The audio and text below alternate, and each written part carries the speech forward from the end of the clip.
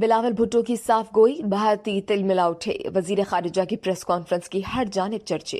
وزیر خارجہ بلاول بھٹو زرداری مئی 2022 میں UN فوڈ سیکورٹی کے اجلاس کے سبب نیو یارک گئے تو سابق وزیر اعظم عمران خان کے روسی دورے کے حوالے سے صحافیوں کے ایک سوال کے جواب میں دو ٹوک کہا کہ سابق وزیر اعظم پاکستان کی خارجہ پالیسی کے تناظر میں بحیثیت سربراہ حکومت روس گئے۔ اس دورے کا کمال پاک امریکہ تعلقات کی سرد مہری کا خاتمہ بھی تھا۔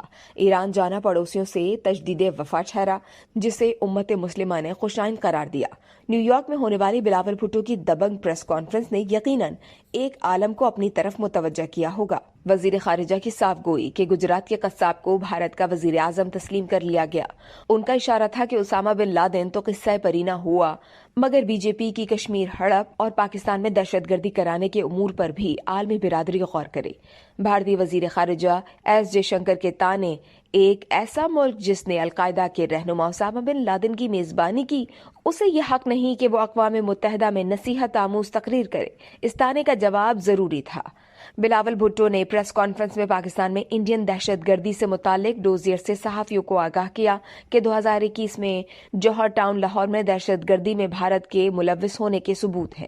غور طلب کہ پاکستان میں دہشت گردی پھر سر نکالنے کے در پر ہے۔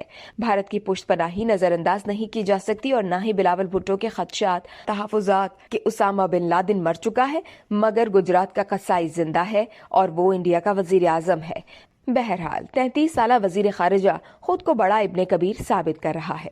اس ویڈیو سے صرف اتنا ہی۔ مزید جاننے کے لیے سبسکرائب کیجیے ڈیلی جنگ یوٹیوب چینل اور لائک کیجیے ڈیلی جنگ فیس بک پیج۔